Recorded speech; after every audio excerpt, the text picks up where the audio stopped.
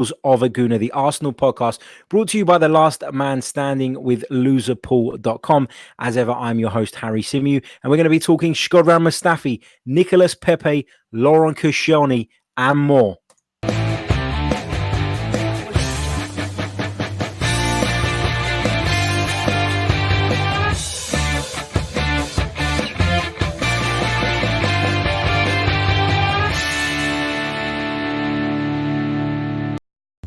Hello, good evening, guys. Thank you for joining us on this live stream.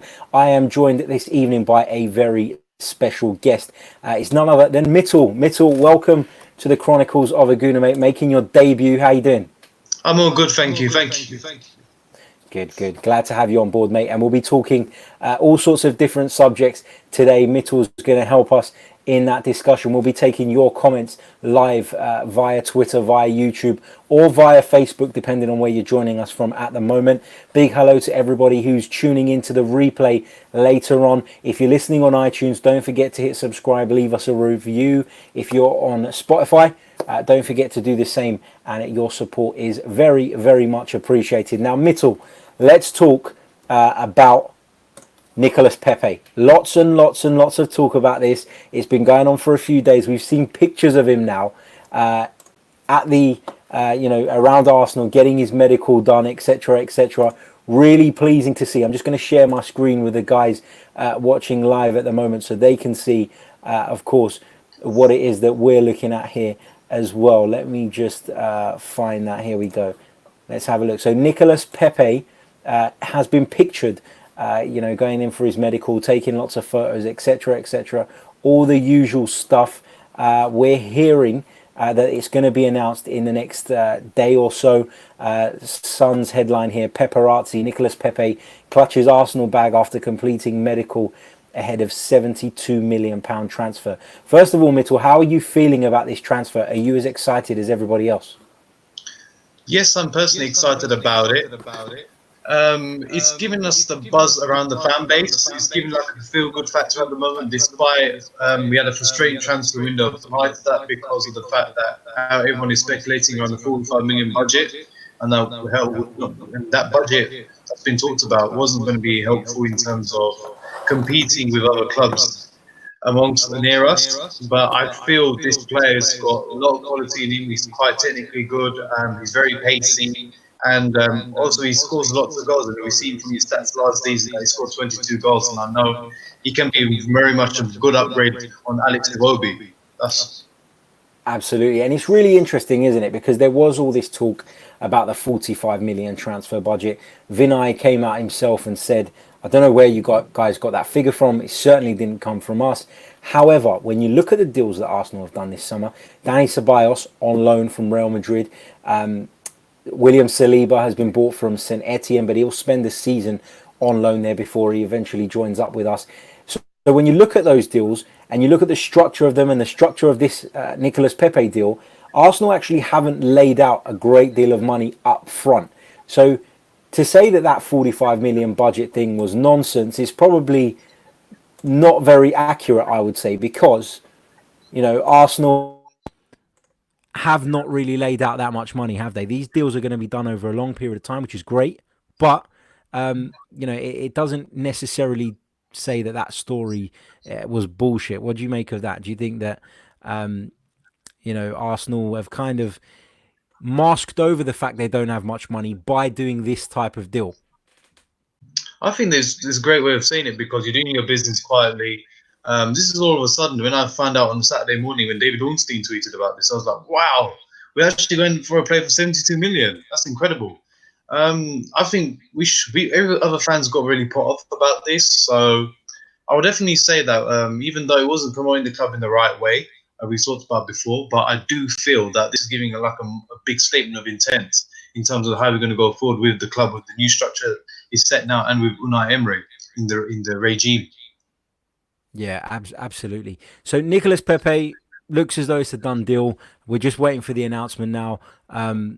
Lots of excitement around this, lots of buzz. Fingers crossed he can come in and make a real impact in those wide areas and really add another dimension to what, let's be fair, is already a very dangerous Arsenal attack. We certainly do have some good players in those areas. It's probably the other end of the pitch that we're a little bit more worried about. And speaking of the other end of the pitch, we've got to talk about this man, Laurent Koscielny, the Arsenal captain. Laurent Koscielny doesn't expect to play for Arsenal again as Edu meets Rennes president. Now, Arsenal technical director Edu sat down with Rennes president Olivier Letang in London on Monday to discuss the potential sale. Now, we know what happened with the preseason tour. We know that Koscielny refused to go.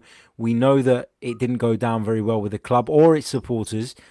But is it time to just let Laurent Koscielny go? Do we just cut our losses, wash our hands of him? We are getting a substantial amount off the wage budget by allowing Laurent Koscielny to leave.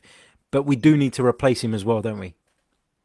Yeah, we need to replace Laurent Koscielny. I know Arsenal's defence, with the issues we have in defence, has been our Achilles heel. And that's a major area that we actually need to sufficiently address. No player should be bigger than the club. I know he's been our club captain, and I was actually shell shocked when this has happened because he's been a very low servant at the club and someone who I've admired the most in terms of his professionalism. It's caused a huge disappointment to me personally because there's someone I really looked up to as one of the Arsenal leaders, one of the most experienced players who's been at the club since 2010, and the way the club has backed him through his peak periods, his dark days as well, like with his injury he had a few seasons ago against Atletico Madrid in the Europa League semi-final, as well as in his first season when he made the mistake that cost us the League Cup final against Birmingham at Wembley. So the club has backed him in so many occasions. I think that wasn't the right way to repay back.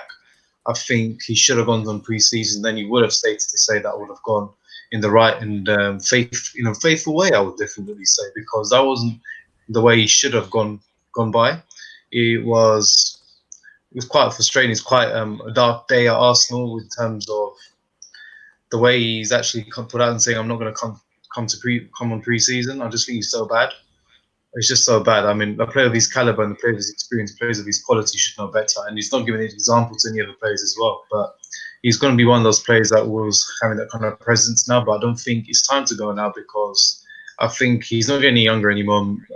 And there's elements in his game that he's made mistakes now. And he's really let our defence very down, or made our defence down, I would say, towards the very end of the season in Unai Emery's first season. So that's definitely an area that we should definitely address.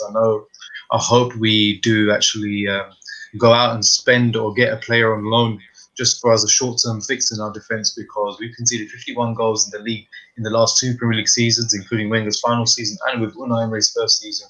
So definitely that's an area that we need to address as well, because it's always these issues we have in defence, that with sloppiness, inconsistencies, the tendency to concede goals, fouls. It's far too much, and sometimes you've lost the words for us. Sometimes when it comes to defensively, that's cost us the goals. We might be good up front with the flair, with the attacking flair. Now we've got with Pepe coming in, with Lacazette and Aubameyang. We've got one of the two best strikers in the world, but our defense is not that strong enough, and we know that if teams can whack us, they can score against us. Let's give Arsenal a go, and that our confidence hits down badly. So I don't think Koscielny, for that move, I was shell-shocked. I can't believe that's happened.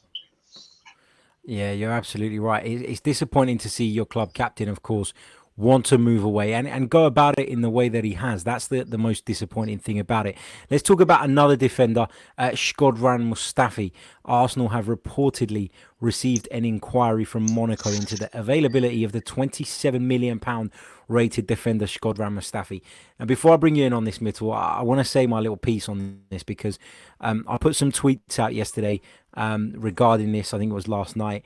And lots of people have leapt to have a go at Shkodran Mustafi. Now, I want to make it clear before I say this, that this is not a defence of Shkodran Mustafi. This is more an acknowledgement of the fact that Arsenal's defensive problems run a lot deeper than Shkodran Mustafi. Arsenal's defence is set up poorly from a tactical element. It's not good enough right across the board. We don't have the depth in terms of quality in those positions. We're talking now about the likes of Zek Medley coming into the first team, etc., etc. Nacho Monreal's aging. Rob Holding is yet to have a full season where he's, plays at the top of his game. Socrates is not top quality. There are so many things you can talk about when you talk about why Arsenal's defence is the way it is. And to blame it solely on Shkodran Mustafi, for me, is wrong. Now, he does make mistakes. And by all means, he's probably not good enough to play for Arsenal Football Club, and I would like to see him leave if we get somebody in to replace him. But if you think that getting rid of Shkodran Mustafi is overnight going to solve all of Arsenal's defensive problems, I think you're naive, and I think you're wrong, because the problems are much deeper than that. There is so many elements of this Arsenal defence that are all over the place. There's no communication between the midfield when certain players go forward. Who's staying back? Who's keeping an eye? There's no willingness to shift over and protect the gaps vacated by the fullbacks when they bomb forward. There is no communication at times, between the goalkeeper and his defenders. There are so many elements of this Arsenal defence that are not good enough. And if people want to sit there and say that it's all down to Mustafi, I'm sorry, but I think they're wrong. Mitchell, your take on that? I agree with you. He's not just about one player.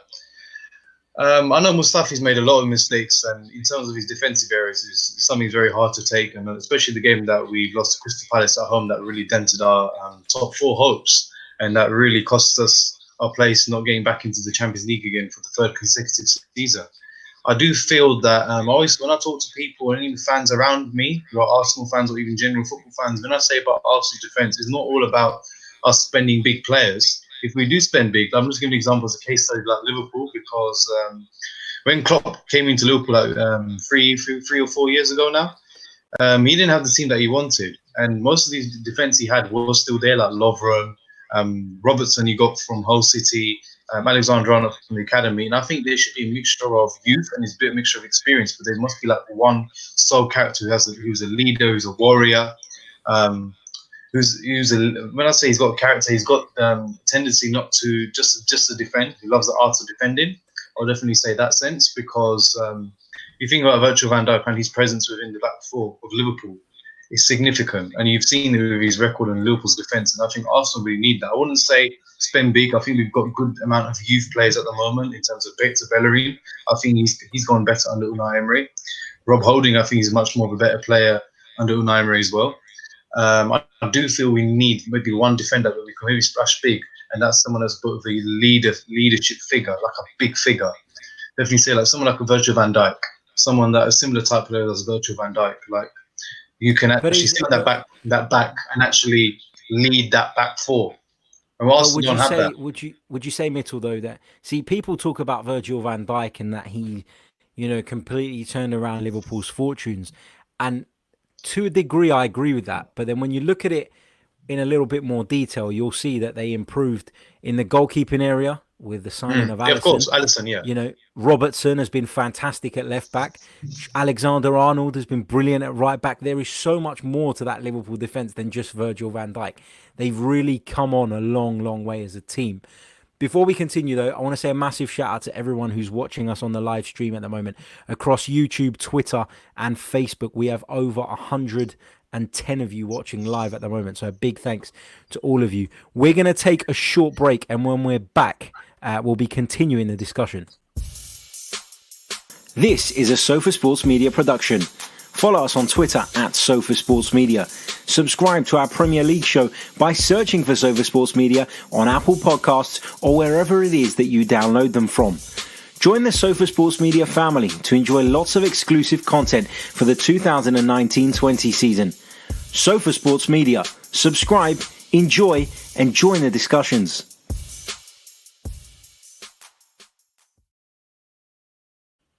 Welcome back to the Chronicles of a Gooner podcast. It's that time of the show where we go to your comments. Let's run through the comments. Wang says, good evening. Good evening, mate. Shout out for Mitchell here from Ben Turner, 2226. Nice one. Big hello to Ben. Dro the Gooner says, what's good, fellas? Wow, hello, good evening, guys. Ben Turner goes on to say, call me miserable, but without centre-back this summer, I'm still worried. I agree with you, Ben. I think that it's a position that clearly needs addressing, and hopefully we can go on to do that and do the business that we need between now and the end of the transfer window. Graham Sutherland, regular listener, big hello to Graham, says, I think it's been a good transfer window so far and it isn't over yet. Exactly, Graham, it isn't over yet. Lots more business, I hope, to be done in the coming days. Hopefully we get a centre back in. Hopefully we get the Kieran Tierney deal over the line. Richard Morris, hey Harry, first time watching live. Big shout out to Richard, Nick NW2. We seriously need to get Mustafi out. There's a lot of hate towards Mustafi, isn't there, Mitchell? I mean, there is. I mean, I think it's not been great at all. I mean, even despite he plays for the club, I think we should respect him that he plays for Arsenal Football Club, and we've seen in the Emirates Cup that he was being booed. I found it really bad, actually, even though he didn't make it. I don't see he's made mistakes, but it still looks bad. I think it shows that urging fans that just want him to go now, because I think all the fans have really had enough. Yeah, I agree. Dro the Gooner says, any news on Rugani? There is nothing new on Rugani. We continue to hear that he's linked with a move from Juventus to Arsenal. It's understood that Juventus are happy to let him go, but they need to be compensated in the right way. I don't think Juventus are looking to sell Daniele Rugani at the moment. It would be a loan deal. That's my understanding. That's what I've been reading from the Italian press today. Let's see what else we've got here. Loads and loads of comments coming through. Big thanks to all of you. Emilios_92. Good signing, but until the centre-back position and left-back is sorted, and maybe even a backup right-back, we won't finish top four. Now, that is a really good point about the backup right-back. I've been blabbing on about that all summer, because when you think about it, Hector Bellerin is not going to be ready for the start of the season. Ainsley Maitland-Niles, for me, has done okay, but he's not a right back, and we started to see that towards the end of the season. In particular, Mitchell, to you, is it important that we get another right back in? To me, I think it's very important, and this might be a little bit controversial, but I'd say it's more important than getting a left back in, because we do have two left backs. Oh, it's a tight one, man. You put me on the spot there, Harry. I mean, I want a left back, and I really want Kieran Tierney to come at the club. Don't get me wrong, because of the fact that's a long-term replacement for Monreal. I think he's aging, and I think he's coming to the very peak. And we've got Kolasinac as well, who cannot play as a back four. He's more as a left wing back because he loves attacking. He's more good in attacking sense. But in terms of right back, I agree with you totally. I don't think people do forget, and I think I'm going to make this another. I think we do need another right back. And if you get someone like Danny Alves on the free, I think that'll be a good signing in terms of bringing a bit of experience into the back four. Also, we have. I know people don't talk about Callum Chambers. So I don't think he's going to be loaned, but he's ideally as a right back, and he can play at centre back as well. So maybe he can provide sufficient cover in the meantime. I'm not sure. I'm not sure what Emery's thinking behind that. Yeah, it'll be interesting to see, won't it, how that pans out. But that's a great point there. A right back is a position that we need to be considering too. Zod Sinclair, I'm glad about Pepe. Now we can focus all the remaining funds and energy to getting a centre back and improving the back line. Agree with that. When we were talking about the defence, Malcolm says it's down to the CDM, central defensive midfielder, not protecting the back four. Xhaka. Malcolm, I don't think it's just down to Granit Xhaka. As a team, Arsenal need to defend better. We know that Granit Xhaka isn't the most mobile player, but you know, those same areas were getting exposed when Lucas Torreira was playing there, when Matteo Guendouzi was playing there, when Coquelin was there before him, when Frimpong was there. It don't matter how far you go back, for years and years and years, Arsenal have not protected their back four well enough as a unit. That's my opinion on that. I don't think that it's solely down to any one player. And I know people like to pick on Xhaka. People like to pick on, Mustafi as well. And at times, they've both let us down. There's no question about that. But they're not the only problem at Arsenal Football Club. Effie Egbra says, Titi is trending. He's been linked. Mitchell, would you like to see Samuel and Titi come to the Emirates? Of course, definitely. I mean, he's got pedigree in terms of his European experience. He played for club sides like Barcelona. I think he's a top defender, someone I definitely would like to have as well. But even if we have him, I don't think we may have like the best back four. But I would say that if it's the kind of back four that will make a difference in terms of being in the top four, not being in the top four, or getting that final fourth place, I think that'll be key. Yeah, agreed. Irfan Dewji says, Kroenke, I applaud you, but this has to be just the beginning. The fans called on Kroenke to do something. Some people will say that it was those protests that's led to this. I don't think it was. I was fully behind those protests. I was involved in it in the background and really proud to say that. But I do feel like these deals were in the pipeline before that even was released, because we know that these kind of deals take a while in these days. So I wouldn't be surprised if this was already in the pipeline. Kev Arsenal, hope Pepe is an immediate success. Don't want him to go the way Lemar, and Malcolm have since leaving Ligue 1. Let's see what else we've got here. Loads and loads of comments. Just trying to get through them. David Marr, I was at the Emirates Sunday, but I didn't think there was much booing. That's towards Shkodran Mustafi. There certainly was some booing. I don't think it was as much as some people have made it out, though, to be fair. William Saliba, that's a good screen name. He says, this transfer window can't get any better. Unai Emery, hold my beer. Sells Mustafi. Oh, God. Mitchell, your take on Joe Willock?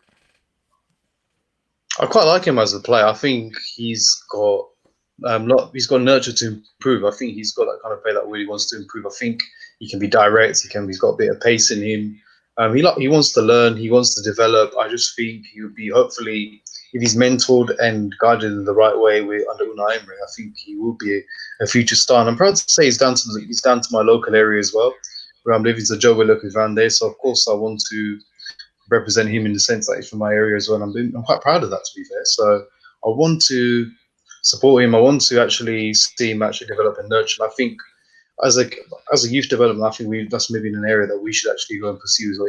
If it's not going to stick a lot about the budget, but if it is that kind of money we've got, I think we should rely on youth as well. Not all the time relying on buying proven superstars.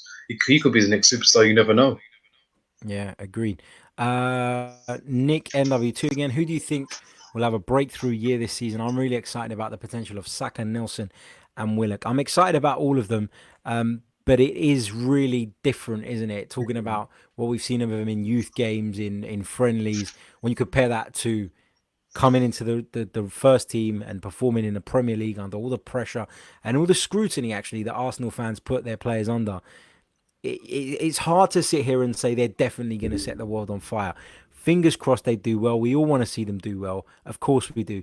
But it is, a very difficult transition to make. Now, let's get, just before we wrap up, myself and Mitchell are going to have a couple more discussion points. So in the comments, I want you to describe the signing of Nicolas Pepe in one word, and we'll come back to those in just a few moments' time.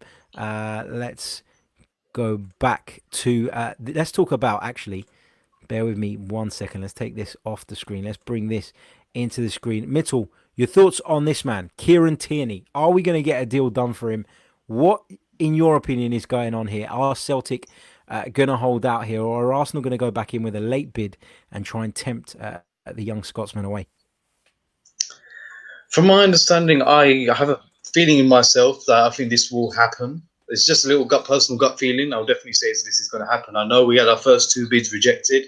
The second one, particularly when we made their 25 million valuation, was too many add-ons. But from what I'm hearing from various reports on the Scottish paper, that Arsenal coming close to agreeing to deal with Kieran Tierney. And I believe Celtic have signed another left-back as a replacement for Tierney. I'm not sure, but they've actually signed a left-back, I know, but I'm not sure, as a long-term replacement for Tierney. I have a feeling it was going to happen.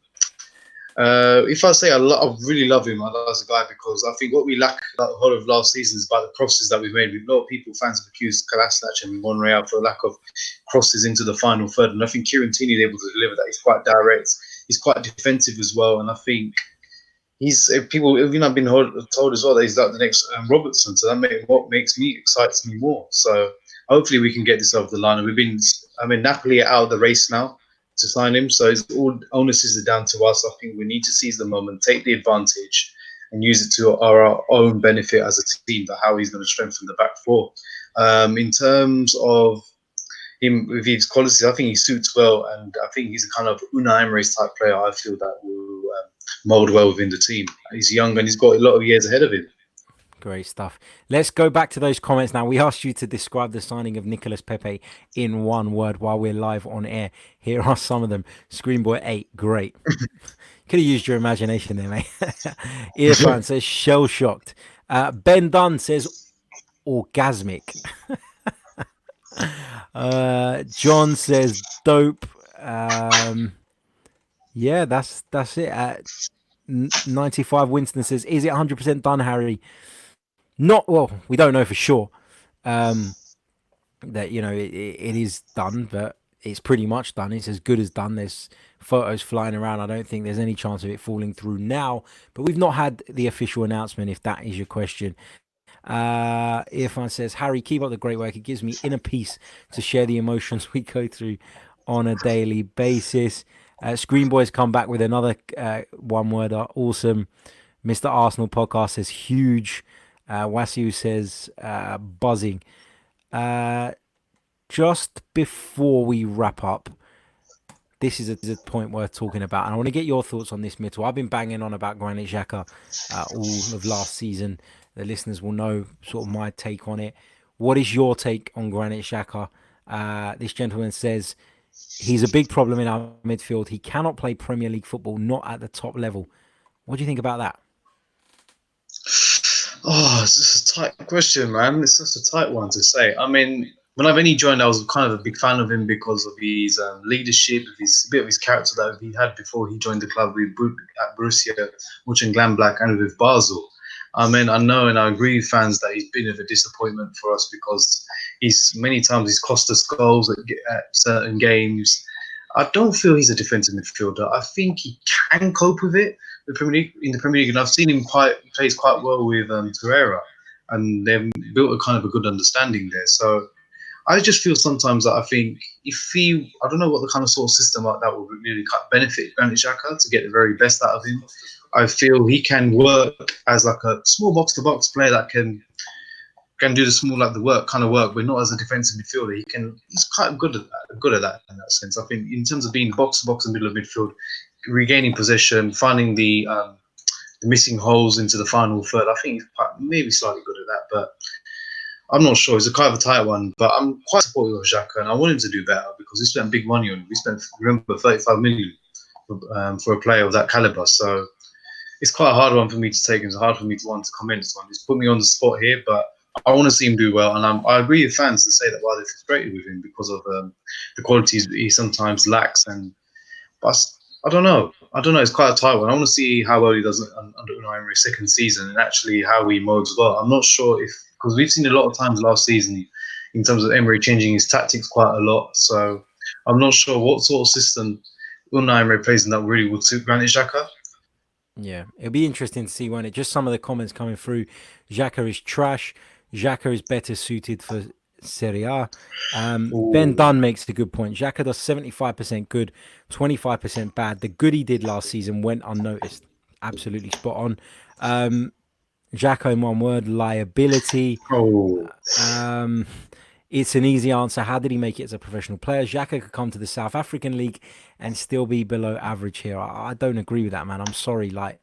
I just don't agree with it. All he can do is pass sideways and backwards. He still can't tackle. But that's the point, isn't it? Xhaka's mobility lets him down so much. I believe a new season with Torreira will bring the best out of him. Plus, he's a good passer. The problem here is that what Arsenal fans are expecting of Granit Xhaka is not what Granit Xhaka does. Granit Xhaka's not going to sit there and break up play. Granit Xhaka wants to get on the ball, spray passes left and right. That's what he does. Now, if you can't find a way of accommodating him, then it's best to move him on, etc., etc. But to think that this guy is an awful footballer for me is wrong, because he's the captain of Switzerland. He's been the captain of, pretty much everywhere he's gone. It looks like he's going to be Unai Emery's captain for the majority of this coming season as well. So come on, you've got to be fair. There's got to be something that Arsene Wenger, that Unai Emery see in this guy that we're just missing, or that some of our fans are missing. Is he perfect? Of course he's not. But it goes back to that point again, which I'll make again and again, and later on in the week we'll be releasing a video, 5 things that Arsenal need to improve on in the new season, and one of them is the shape. And you'll see in that video, because it's already been recorded, you will see that this is just simply a case of a square peg trying to go into a round hole. That's what it is. It's not that he's a bad player. It just doesn't fit with our current model and the way that we're trying to play. That brings us to the end of the stream, guys. We're coming up to the half-an-hour mark. Mitchell, thank you so much for joining us. We hope to have you on again soon. Do you want to let our listeners know how they can follow you on social media and keep up with what you're doing? How can people follow you? What's your Twitter handle? I'm on social media. So if you go on my Twitter handle, it's Mitz_S. So if it's MITZ KTZZ_S. So if you find me with my picture in there, you definitely know and give me a follow while I'm getting along with my career in sports media. Brilliant stuff. Brilliant stuff. We'll be back tomorrow with another stream, unless there is any transfer announcement this evening. But you can catch me later on as well on the Same Old Arsenal podcast, joining Craig and Colin on this week's edition. Until then, take care.